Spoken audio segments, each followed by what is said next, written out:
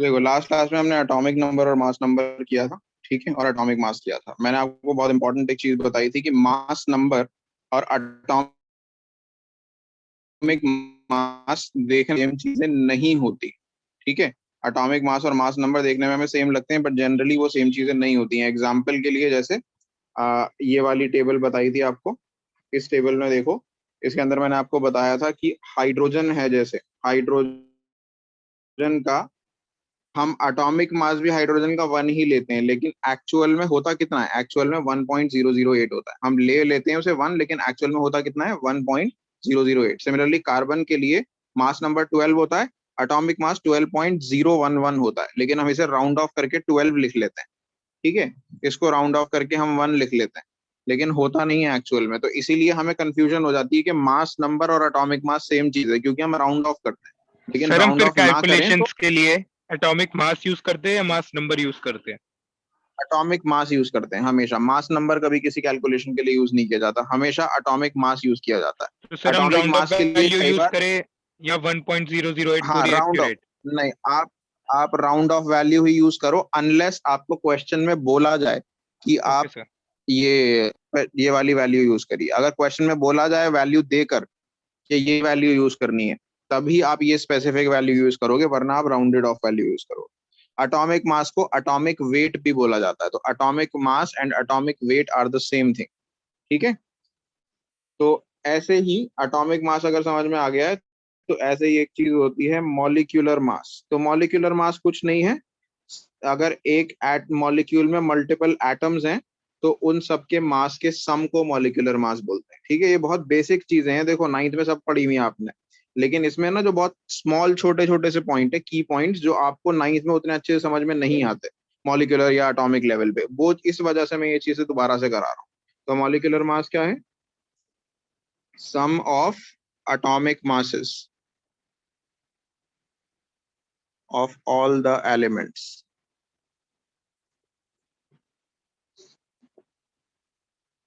ठीक है, sum of atomic masses of all the elements। Example जैसे H2O है, तो H2O के केस में हाइड्रोजन का एटॉमिक मास 1 होता है, लेकिन हाइड्रोजन के दो एटम है, तो 1 into 2 प्लस ऑक्सीजन का एटॉमिक मास 16 होता है, ठीक है। तो ये कितना आ जाएगा? 18U। ये मॉलिक्यूलर मास आ गया। इसको मॉलिक्यूलर मास को मॉलिक्यूलर वेट भी बोलते हैं, मॉलिक्यूलर वेट। सर वेट या क्वेश्चंस में मास, हमें हालांकि वेट और एटम्स मास, के मास दिए हुए होंगे या हमें याद करने पड़ेंगे? यार ज्यादातर देखो स्टैंडर्ड प्रैक्टिस तो ये है कि दिए जाते हैं, जो आपके बोर्ड एग्जाम्स आते हैं ना, या स्टैंडर्ड पेपर्स जो बनते हैं उसमें तो दिए जाते हैं, लेकिन स्कूल वालों पे भी डिपेंड करता है। कई टीचर्स प्रेफर करते हैं कि आप याद करो, ठीक है। तो सारे तो नहीं, कम से कम 20 तक एटॉमिक नंबर वाले जो एलिमेंट्स हैं, 1 से 20 एटॉमिक नंबर वाले हैं, उनके एटॉमिक मासेस तो आप याद कर ही लेना, ठीक है। प्रेफरेबली तो आपको एक भी याद नहीं करने की जरूरत पड़नी चाहिए, लेकिन क्या होता है कि अब आप क्वेश्चन सॉल्व कर रहे हो, उसके अंदर बार बार चाहिए वो एटॉमिक मास, तो आपको याद होगा तो इट विल बी फास्टर, वरना हर बार चेक करना पड़ेगा आपको जाके, ठीक है। मैं ओके अभी सर। एटॉमिक मासेस याद करने की भी एक ट्रिक बताऊंगा आपको, जो मैक्सिमम केसेस में अप्लाई होती है, कहीं कहीं अप्लाई नहीं होती है, मैक्सिमम केसेस में वो अप्लाई होती है, ओके सर।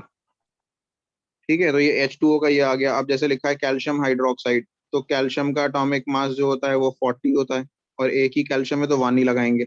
फिर उसके बाद ऑक्सीजन का 16 होता है, लेकिन 16 ऑक्सीजन और H पे होल ट्वाइस लगा हुआ है, तो 16 दो बार है, प्लस हाइड्रोजन का वन होता है, वो भी दो बार है। तो ये कितना आ गया? 32 + 2, 34 + 40, 74U आ गया। तो दिस इज मॉलिक्यूलर मास, ठीक है। तो I hope this is clear, molecular mass and atomic mass, ठीक है। अब इसके बाद देखिए अगला जो टॉपिक हम स्टार्ट करेंगे वो करेंगे मोल कॉन्सेप्ट। अच्छा, इससे पहले ना मैं एक चीज और बता देता हूँ, एवरेज एटॉमिक मास क्या चीज होती है, जो हम यूज करते हैं ना नॉर्मली, वो हम एवरेज एटॉमिक मास यूज करते हैं, एवरेज एटॉमिक मास। तो जो रियल लाइफ में यूज किए जाते हैं वो एवरेज एटॉमिक मास यूज किए जाते हैं, जो भी जिस भी चीज के यूज किए जाते हैं। तो इसका एग्जांपल मैं आपको देके समझाऊंगा, बहुत अच्छे से आपको क्लियर हो जाएगी। एवरेज एटॉमिक मास क्या होता है? Basically it is the average of atomic masses of all the isotopes of an element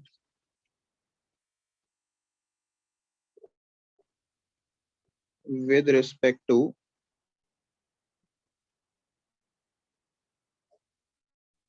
their relative abundance on earth. ठीक है, अब इस बात का मतलब क्या है, पहले मैं ये थियोरेट प्रैक्टिकली समझाता हूँ आपको फॉर्मूले की फॉर्म में, तब आपको ये आराम से समझ में आ जाएगा कि इस चीज का मतलब है क्या। ठीक है, एवरेज एटॉमिक मास। तो देखिए जैसे हम बात करें अगर क्लोरीन, तो मैंने आपको बताया था क्लोरीन के हर एटम के बहुत सारे आइसोटोप्स होते हैं। तो ऐसे क्लोरीन के भी बहुत सारे आइसोटोप्स होते हैं, जिसमें से जो दो मेजर आइसोटोप्स हैं वो है 1735 और क्लोरीन का 1737। इसके अलावा भी आइसोटोप्स होते हैं क्लोरीन के।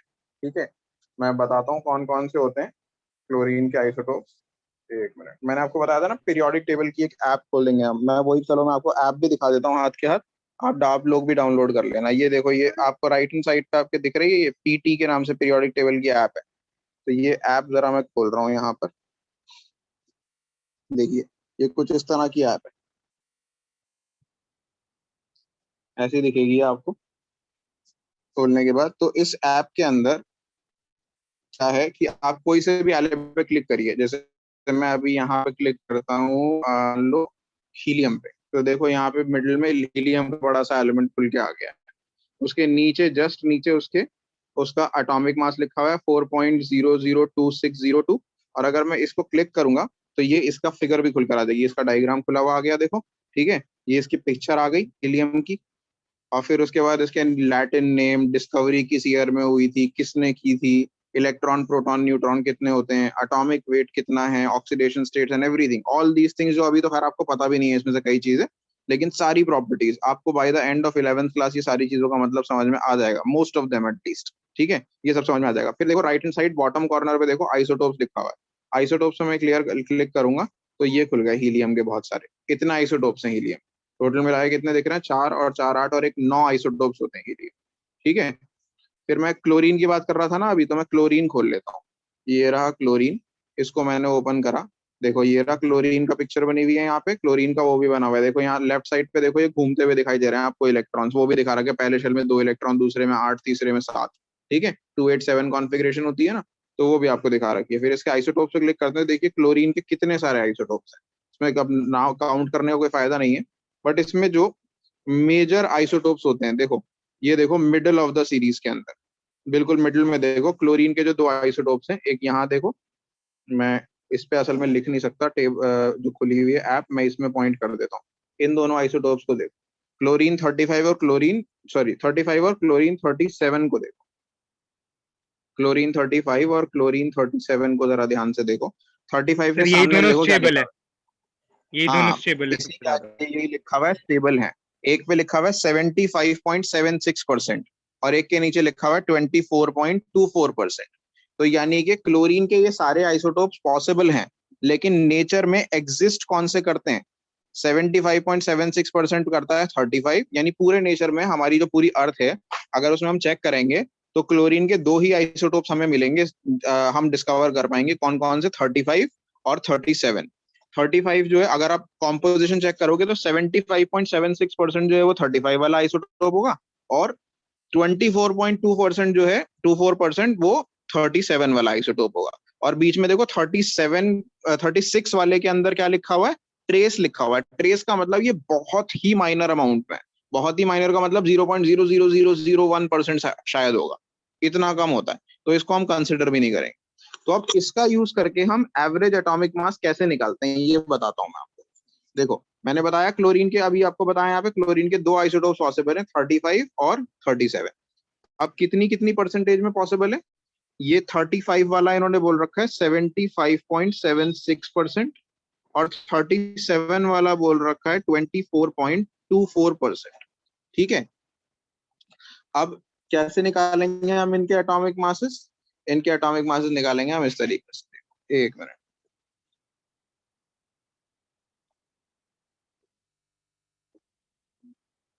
आइसोटोप पे क्लिक करके कुछ आ रहा है, हाँ,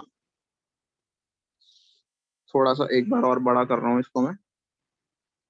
देखो, अगर मैं 35 वाले आइसोटोप पे क्लिक करता हूँ इसके अंदर, तो 35 वाला खुल गया ये। इसके अंदर 35 वाले के बारे में क्या क्या लिखा हुआ है देखो, हाफ लाइफ लिखी हुई है, डिके, स्पिन, अच्छा नहीं यार, डिटेल नहीं है, सॉरी, चलो कोई नहीं। इसका ना एटॉमिक मास 35 वाले का 35 नहीं होता, 35 पॉइंट समथिंग होता है। अभी मैं ना देखो अंदाजे से ले लूँ, तो मैं एवरेज एटॉमिक मास निकाल के दिखाता हूँ आपको कैसे निकलता है। Average atomic mass of chlorine, तो कैसे निकलेगा? जो 35 वाला आइसोटोप है उसका एटॉमिक मास होता है 35.002 समथिंग कुछ, ठीक है। इसका 35 वाले का एटॉमिक मास एग्जैक्टली 35 नहीं होता, मैंने बताया था ना, जैसे हाइड्रोजन का 1 अगर एटॉमिक नंबर है, एटॉमिक मास है, तो उसका 1 ही थोड़ी होता है, 1.008 होता है। सिमिलरली 35 वाले का जो एटॉमिक मास होता है 35.002 समथिंग। इसको हम मल्टीप्लाई करेंगे किससे? इसकी परसेंटेज से, कितना एवरेज परसेंटेज इसकी एग्जिस्ट करती थी। इसकी परसेंटेज एग्जिस्ट करती थी 75.76, और परसेंटेज है तो डिवाइडेड बाय 100 भी होगा। ये बन गई एक चीज। फिर प्लस करेंगे, इसमें प्लस करेंगे दूसरा वाला आइसोटोप। दूसरा वाला आइसोटोप है 37.01 समथिंग होता है इसका, आई थिंक, मुझे पक्का याद नहीं है। चाहिए जो मैंने फिगर्स लिखी है ना, 35.002 और 37.01, ये मैंने अंदाजे से लिखी है, मुझे याद नहीं आ रही है अभी एग्जैक्टली। और ये जरूरी भी नहीं है आपको भी याद करना है, इसीलिए याद नहीं है मुझे, क्योंकि ये दी जाएंगी एग्जाम में। ठीक है, मैं क्वेश्चन इनफैक्ट दिखाऊंगा आपको अभी इस तरीके से। 37.01 जो है इसका एटॉमिक मास है। इसमें हम मल्टीप्लाई करेंगे इसकी परसेंटेज। इसकी परसेंटेज कितनी है? 24.24%। तो इसमें मल्टीप्लाई करेंगे हम 24.24 डिवाइडेड बाय 100। ये बन गया आपका दूसरा सेक्शन। बस इसको आप सॉल्व कर दो। जब आप इसको सॉल्व करोगे, अब मैं पूरा सॉल्व करके वैसे नहीं दिखा रहा, सॉल्व कर करा के आपका 35.5 के आसपास आंसर आएगा। ठीक है, यू में। तो क्लोरीन का जो एटॉमिक मास होता है वो क्या होता है? 35.5 यू होता है कि नहीं होता? यही होते हैं ना हम क्लोरीन का 35। यस इसी सर। पीरियोडिक टेबल में आपको पीछे जाके दिखा भी देता हूँ कि क्लोरीन का 35.5 यू होता है। देखो, क्लोरीन का जो एलिमेंट आ रहा है यहाँ पे लिखा हुआ, उसके नीचे क्या लिखा हुआ है? 35.45 लिखा है कि नहीं? ऐसे चलो राउंड हम 35.45 ही लिख लेते हैं राउंड ऑफ करके। बाद में हम उसे 35.5 यूज करेंगे, लेकिन लिखा हुआ है कि नहीं? देखो 35.5 यहाँ पे आप नोटिस करोगे इसके अंदर। ठीक है, यस सर। तो आई होप ये समझ में आया सबको। Yes sir. प्रिया, अमान, समझ में आया आप लोगों को भी? जी सर। ठीक है, तो ऐसे करके हम निकालते हैं एवरेज एटॉमिक मास। अब इसका एक क्वेश्चन दिखाता हूं मैं आपको एनसीईआरटी में, ठीक है, ताकि आपको एवरेज एटॉमिक मास निकालना क्लियर हो जाए।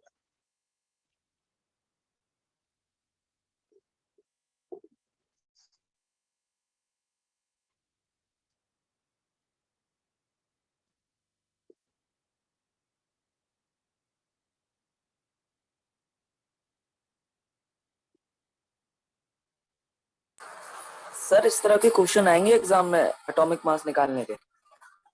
हाँ यार, शुरू में देखो फर्स्ट चैप्टर में तो आते हैं कभी कभार एटॉमिक मास, क्योंकि एनसीईआरटी में दे रखे हैं क्वेश्चन। देखो जरा ये क्वेश्चन देखो जरा ध्यान से, look at this question number 32। देखिए एनसीईआरटी ये खोल रखी है जो मैंने यहाँ पे, क्वेश्चन नंबर 32 को पढ़िए। Use the data in the table to calculate the molar mass of naturally occurring argon isotopes. अब आर्गन के 3 आइसोटोप्स दे रखे हैं, देखो इसमें आर्गन 36, ये दिखाई दे रहा है स्क्रीन पे अपनी? Yes sir. ठीक है, तो आर्गन 36, आर्गन 38, आर्गन 40, ये 3 आइसोटोप्स दे रखे हैं। और फिर इनके मासेस भी दे रखे हैं। देखो 36 वाला जो है उसका एक्चुअल में मास 36 नहीं होता, 35.96 होता है। इसका 37.96 होता है, इसका 39.96 होता है। और फिर इनकी परसेंटेज दे रखी है, अबंडेंस कितनी कितनी होती है। तो देखो 40 वाला सबसे ज्यादा एग्जिस्ट करता है, 99% जो है वो 40 वाला एग्जिस्ट करता है, और 37 और 38 और 36 वाले बहुत थोड़े थोड़े से करते हैं। तो इसका एवरेज एटॉमिक मास कैसे निकालेंगे? सर तो ये ये है, एटॉमिक नहीं, यहाँ पे तो मोलर मास पूछा हुआ है। क्या चीज? तो यहाँ पे मोलर मास और एटॉमिक मास अच्छा मोलर सेम होता मास है ना? नहीं नहीं, एक्चुअली ना देखो यही एनसीईआरटी में कमियां हैं, यहाँ पर आना चाहिए था एटॉमिक मास। वैसे वैल्यू सेम होती है, ठीक है। मोलर मास भी वैसे इस केस में सही है, वैसे सही लिख रखा है इन्होंने। मैं अभी समझाऊंगा कि ये, अभी तुम फिलहाल मान लो इसे कि ये एटॉमिक मास दे रखा है और इनके यूनिट जो है ओके ना सर। वो ग्राम पर मोल नहीं है। अभी अज्यूम कर लो, मैं इस चीज पे भी आऊंगा अभी कि इन्होंने मोलर मास क्यों दिया, और ये क्वेश्चन गलत नहीं है वैसे। मान लो ये जो ओके सर। यूनिट दे रखे हैं ना इनके ग्राम पर मोल, उनको मान लो ये यू है यूनिट। अभी फिलहाल फिलहाल क्वेश्चन को समझने के लिए ये वाली चीज भी तुम्हें समझ में आ जाएगी इन्होंने क्या दी थी। 5 मिनट, ठीक है। तो एनसीईआरटी का क्वेश्चन नंबर 32 देख रहे हैं हम। तो 3 आइसोटोप दे रखे हैं आर्गन के, तो कैसे निकालेंगे average atomic mass of argon? Atomic mass of argon.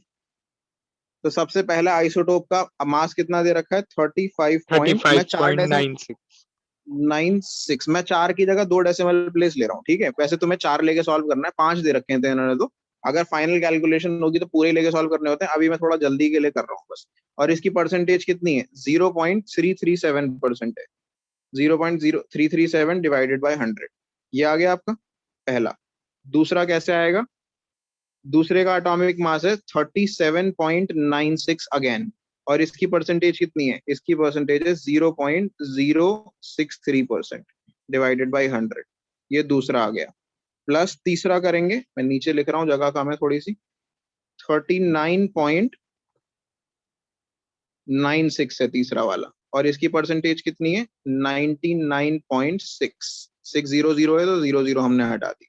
इन तीनों को ऐड कर करा के आपका आंसर फाइनली 39 पॉइंट समथिंग ही आएगा, ठीक है। मैं इसमें से अभी देख के आंसर लिख रहा हूँ कितना होता है, लेकिन इसे कैलकुलेट करोगे तो जो निकल कर आएगा वो 39.948 निकल कर आएगा पर यू। ये हो गया average atomic mass of what? Argon. सही है, बात समझ में आई? Yes sir. ठीक है, अमान आपको भी क्लियर है? सर मोलर मास और एटॉमिक मास सेम ही होते हैं? नहीं, सेम नहीं होते हैं, मैं बता रहा हूँ आपको अभी। ये इसी चीज पे आ रहे हैं अब हम जो कॉन्सेप्ट कर रहे हैं इसे कहते हैं मोल कॉन्सेप्ट। अगला जो कॉन्सेप्ट हम शुरू कर रहे हैं it is called as mole concept. ये आपने 9th स्टैंडर्ड में पढ़ा था, लेकिन 9th स्टैंडर्ड में बहुत बेसिक तरीके से पढ़ाया गया था आपको मोल कॉन्सेप्ट। अब मैं जरा मोल कॉन्सेप्ट थोड़ा सा डिटेल में जाके बताऊंगा। एटॉमिक मास और मोलर मास जो है ना, न्यूमेरिक वैल्यू सेम होती है। अगर मैं कहूँ आपसे एटॉमिक मास ऑफ हाइड्रोजन क्या है, तो आप बोलोगे 1।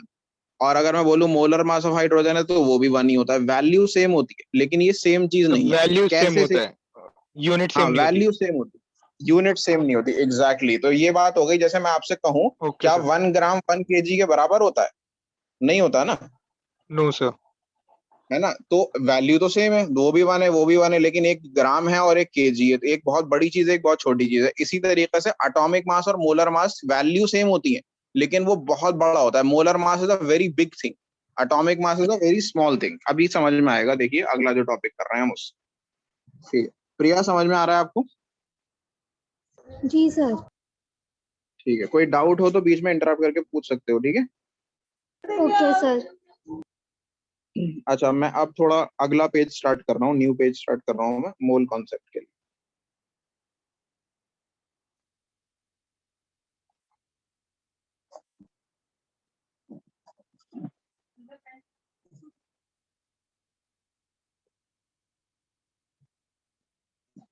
हम्म, तो मोल कॉन्सेप्ट क्या है? देखिए, मोल कॉन्सेप्ट को समझने से पहले हमें समझना जरूरी है कि हम चीजों को, अमाउंट्स को मेजर कर कैसे करते हैं। If I ask you a question, amount of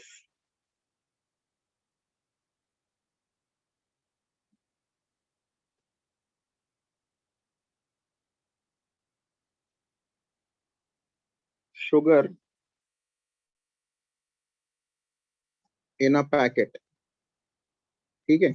normally आप शुगर का जो पैकेट आता है एक, नॉर्मली जो हम घर के लिए खरीदते हैं, उसके अंदर कितना अमाउंट होता है शुगर का? कोई बता सकता है? ग्राम और randomly, you KG. Don't.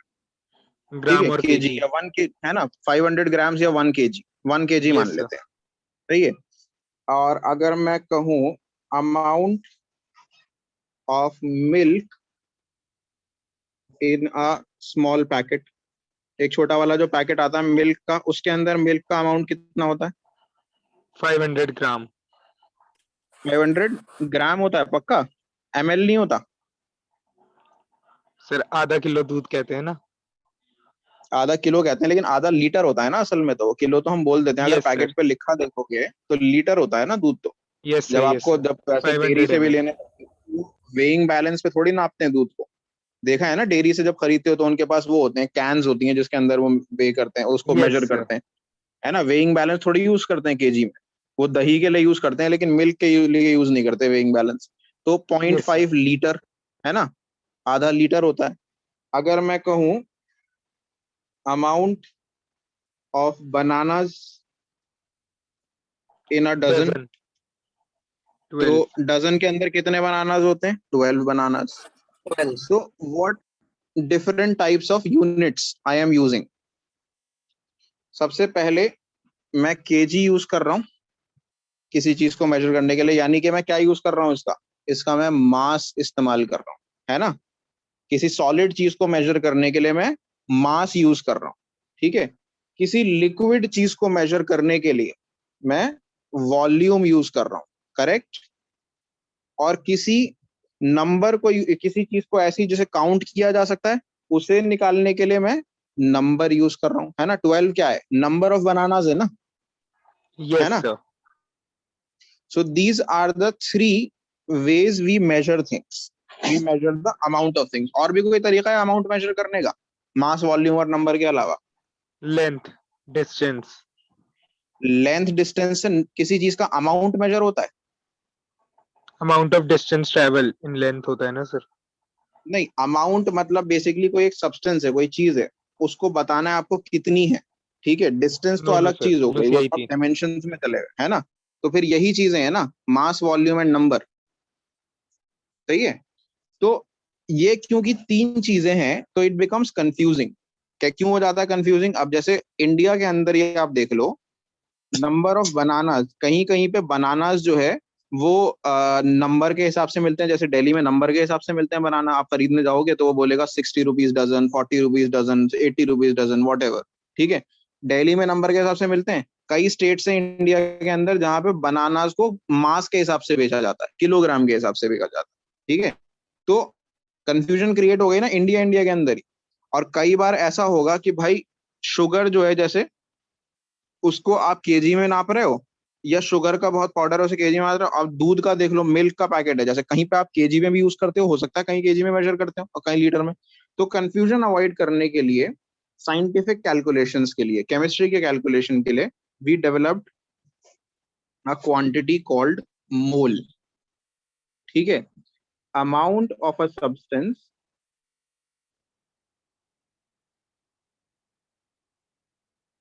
of a substance is measured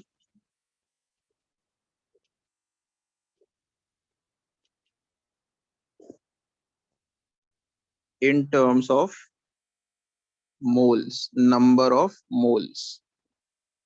तो किसी भी चीज का अमाउंट अगर हम बताएंगे ना केमिस्ट्री में, कि कितना वाटर है किसी चीज में, या कितना कार्बन एटम है, कितना सॉल्ट है, कितना एसिड है, कितना बेस है, तो हम कभी भी मास, वॉल्यूम या नंबर नहीं बताते, नेवर। हम ये नहीं कहते कि इतना लीटर एसिड, तो अगर हमने इतना लीटर एसिड बोल दिया तो उसका कोई मतलब नहीं। अगर हमने बोल दिया इसके अंदर इतना ग्राम NaCl है, डजंट मेक सेंस, ठीक है। वी ऑलवेज से कितना मोल है। केमिस्ट्री के अंदर अमाउंट को रिप्रेजेंट करने का जो स्टैंडर्ड प्रैक्टिस है वो क्या है? नंबर ऑफ मोल्स, ठीक है। इतनी बात समझ में आई कि हमें एक यूनिवर्सल यस कॉन्सेप्ट सर। चाहिए था अमाउंट को रिप्रेजेंट करने के लिए, तो हमने वो यूनिवर्सल कॉन्सेप्ट क्या बताया? मोल्स बताया, कि हम किसी भी चीज का अमाउंट अगर केमिस्ट्री में मेजर करेंगे तो वो मोल्स की फॉर्म में करेंगे, ठीक है, यूनिवर्सली एक्सेप्टेबल हो जो हर जगह। अब मास, वॉल्यूम और नंबर को वे करने के लिए तो हमारे पास तरीके हैं। मास को मेजर करने का मैंने तरीका बताया, पिछली क्लास में बताया था, 1 kg क्या होता है, द बिग के जैसे यस बताया सर। था, प्लैटिनम, सर एक रुबिडियम, सिलेंडर का है ना। बताया था आपने। एग्जैक्टली तो मास को वे करने के लिए हमारे पास मेथड है कि हम वेइंग बैलेंस का इस्तेमाल करते हैं, जो कि स्टैंडर्डाइज होता है प्लैटिनम इरिडियम सिलेंडर्स, ठीक है। वॉल्यूम मेजर करने के लिए भी हमने सिलेंडर्स बना रखे हैं, है ना, हमारे पास स्टैंडर्ड सिलेंडर्स हैं, स्टैंडर्ड्स हमने वो बना रखे हैं कि ये 1 लीटर है भाई, ये हाफ लीटर है, यस सर। वॉल्यूम को मेजर करने का भी तरीका है। और नंबर तो सिंपल है ही, हमें काउंट करना आता है, हम काउंट कर सकते हैं किसी भी चीज को। लेकिन मोल को मेजर कैसे करें? अब मोल को मेजर करने के लिए क्या कोई मशीन आती है? नहीं, मोल को मेजर करने के लिए कोई मशीन नहीं है। मोल को इनफैक्ट हम डायरेक्टली मेजर कर ही नहीं सकते। मैंने तुम्हें एक पेट्री डिश के अंदर कुछ सॉल्ट दे दिया, कोई सा भी सॉल्ट दे दिया, ठीक है, एक बोल में या पेट्री डिश में एक सॉल्ट दे दिया, और मैंने तुमसे बोला इसके अंदर मोल्स बताओ कितने हैं डायरेक्टली। क्या तुम बता सकते हो मोल्स इसके डायरेक्टली? नो, आप मोल्स नहीं बता सकते डायरेक्टली। आप क्या कर सकते हो, आप इसका मास कैलकुलेट करोगे पहले। तो ऐसा नहीं है कि मोल पता लगाने से मास, वॉल्यूम और नंबर बेकार हो गए, क्योंकि उनके बिना मोल पता ही नहीं लग सकता। हम मास, वॉल्यूम और नंबर को मोल में कन्वर्ट कर सकते हैं, ठीक है। हम डायरेक्टली मोल कैलकुलेट नहीं कर सकते। We can convert mass, volume and number into moles, ठीक है। लेकिन मास तो किसी भी चीज का कन्वर्ट किया जा सकता है, मोल किसी भी चीज का कन्वर्ट किया जा सकता है, लेकिन वॉल्यूम किसी भी चीज का कन्वर्ट नहीं किया जा सकता। तो अगर मिल्क का वॉल्यूम या वाटर का वॉल्यूम मैं कहूँ मोल्स में कन्वर्ट हो जाए, तो वो नहीं हो सकता, इम्पॉसिबल। वॉल्यूम ऑफ किसका हो सकता है फिर? Volume of a gas at STP। STP क्या होता है? STP होता है standard temperature and pressure. Sir ये पॉइंट समझ में नहीं स्टैंडर्ड, आया। बता रहा हूं, एक minute. Standard temperature and pressure, यानी कि स्टैंडर्ड टेम्परेचर प्रेशर होता है टेम्परेचर ऑफ 273 केल्विन, जिसे हम 0 डिग्री सेल्सियस भी कहते हैं। आ रहा हूं मैं अभी वापस इस चीज पे। और pressure of 1 atmosphere. Atmosphere pressure को मेजर करने का यूनिट होता है, ठीक है। आपने न्यूटन पर मीटर पढ़ा है ना, न्यूटन पर मीटर स्क्वायर, या पास्कल पढ़ा था आपने प्रेशर को यूनिट मेजर करने का, एक यूनिट ये भी होता है। अच्छा, मैं वापस आता हूँ अभी तुम्हारे क्वेश्चन। देखो, इतनी बात समझ में आई कि मोल डायरेक्टली नहीं निकाले जा सकते, कन्वर्ट कर सकते हैं हम मास, वॉल्यूम या नंबर को यस सर। Moles, correct. इतनी यस बात सर। समझ में आ गई, ठीक। तो मास तो किसी भी चीज का कन्वर्ट, किसी भी चीज का मास हो उसको मोल्स में कन्वर्ट किया जा सकता है, anything. Similarly number of anything, किसी भी चीज के नंबर को मोल्स में कन्वर्ट, मैं 12 बनानास के भी बता सकता हूँ कि 12 बनानास में कितने मोल बनाना है, ठीक है। कुछ भी चीज को नंबर को मोल में कन्वर्ट किया जा सकता है, लेकिन किसी भी चीज के वॉल्यूम को मोल में कन्वर्ट नहीं कर सकते। अगर मैं कहूं कि यहाँ पे 1 लीटर वाटर है, तो इसके मोल कितने होंगे ये बताओ। तो is it possible to know? नहीं। क्यों नहीं है? क्योंकि water is a liquid. Water is a liquid. अगर मैं कहूं कि 1 लीटर ऑफ या 500 ml ऑफ, वॉल्यूम ले लिया मैंने 500 ml ऑफ ऑक्सीजन गैस, क्या इसके मोल में कन्वर्ट, इसे मोल में कन्वर्ट किया जा सकता है? इसको मोल में कन्वर्ट किया जा सकता है, क्यों? क्योंकि ये गैस है। लेकिन अभी नहीं, ऐसे नहीं रैंडमली कि तुम्हारी एयर में कितनी गैस है उसको तुम मोल में कन्वर्ट कर सकते हो। ये गैस 0 डिग्री सेल्सियस पे होनी चाहिए, और इसका प्रेशर जो है वो 1 एटमोस्फियर होना चाहिए, तब इस 500 ml गैस में बताया जा सकता है कितने मोल्स हैं। तो सिर्फ और सिर्फ गैसेस के वॉल्यूम को हम मोल में कन्वर्ट कर सकते हैं, और वो भी स्पेसिफिक कंडीशंस पे। और वो स्पेसिफिक सर कंडीशंस सॉलिड के क्या भी हैं? नहीं कर सकते। सॉलिड के भी नहीं कर सकते, सिर्फ और सिर्फ गैस के वॉल्यूम को मोल में कन्वर्ट कर सकते हैं, और वो भी स्पेसिफिक कंडीशन। क्या स्पेसिफिक कंडीशन है? 0 degree Celsius temperature and 1 atmosphere pressure. मैं पास्कल में बता देता हूँ, एटमोस्फियर अगर कंफ्यूजिंग हो रहा है, ये 1 लाख पास्कल के बराबर होता है तकरीबन। एग्जैक्टली जाऊं तो 1.01, सॉरी, एग्जैक्टली बताऊं तो 1.01 इंटू 10⁵ पास्कल, इसके बराबर होता है it atmosphere, just for your reference, ठीक है। तो इससे कहते हैं हम स्टैंडर्ड टेम्परेचर एंड प्रेशर, ठीक है। This thing is called what? Standard temperature and pressure. तो आई होप आप क्लियर है अक्षत। यस सर क्लियर है। तो सिर्फ और सिर्फ सर गैस के क्लियर है। वॉल्यूम को कन्वर्ट, ठीक है। प्रिया क्लियर है आपको? ठीक है। फिलहाल समझ में आई ये बात? अभी ज्वाइन किया, कितनी देर हो गई? मैंने देखा नहीं था तुम्हें। हेलो हिलाल, आवाज आ रही है?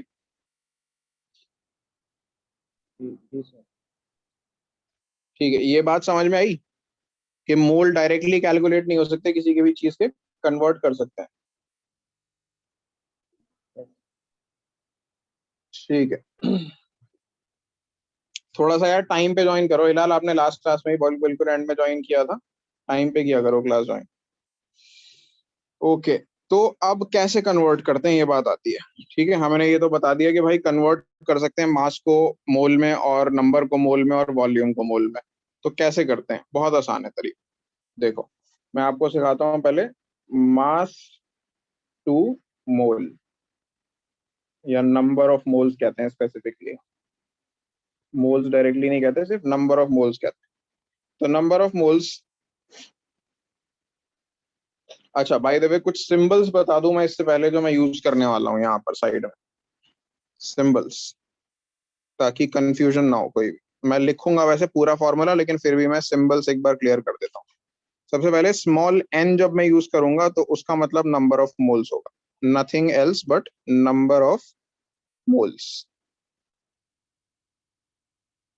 ठीक है, जब मैं W यूज करूंगा तो W का मतलब मास होगा। कैपिटल M यूज करूंगा तो इसका मतलब मोलर मास होगा। अब मोलर मास पे भी आ रहा हूँ, तुमने पूछा था मोलर मास क्या होता है, एटॉमिक मास से सेम होता है कि नहीं होता, वो बताता हूँ मैं अभी। आप फिलहाल यहाँ समझ लेना, इसका मोलर मास होगा। यूनिट भी बताऊंगा मैं सबके अभी। अब मोलर मास होगा, कैपिटल N अगर मैं यूज करता हूं तो इसका मतलब होगा नंबर ऑफ एटम्स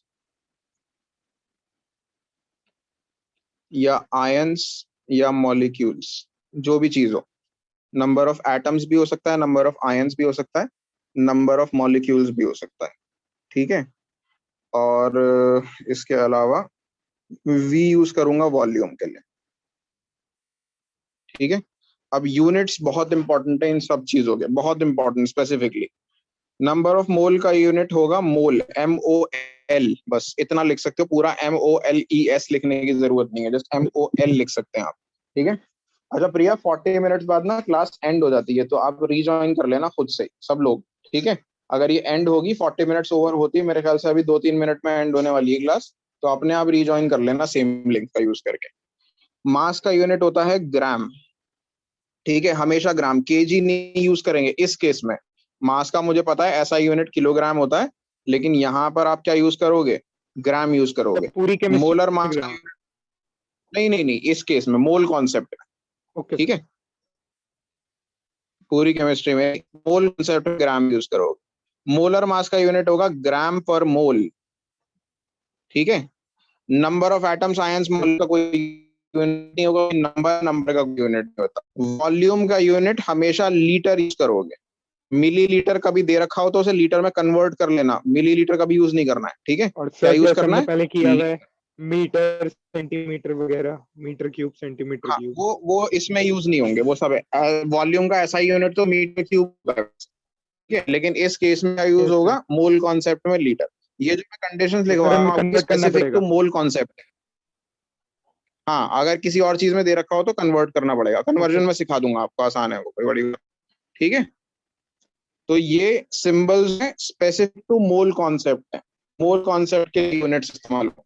ठीक है, सिंबल्स तो हम आगे भी यूज करेंगे ये वाले, लेकिन यूनिट्स जो है ये मोल कॉन्सेप्ट में इस्तेमाल होंगे। जैसे मास का यूनिट हर जगह ग्राम नहीं होगा, केजी होता है। मोलर मास का यूनिट हमेशा ग्राम पर मोल ही रहेगा, मोल का यूनिट भी हमेशा मोल रहेगा। ये जो दो है ना, मास और वॉल्यूम के यूनिट, ये चेंज होंगे आगे जाके, कहीं किसी की जगह में कुछ होगा, किसी में कुछ होगा स्पेसिफिक। ठीक है, तो कंफ्यूज होने की जरूरत नहीं है, इट्स वेरी इजी, आराम से समझ में आ जाएगा आपको। देखिए, तो सबसे पहली चीज मैं आपको बता रहा था। अच्छा, इसका सेशन ना एनीवे 1 मिनट में एंड होने वाला है, तो ये बात पूरी नहीं हो पाएगी, मैं खुद ही क्लास एंड कर रहा हूँ, एक बार दोबारा से ज्वाइन कर। ठीक है, मैं एंड कर रहा हूँ अपने आप ही, एक बार दोबारा ज्वाइन कर।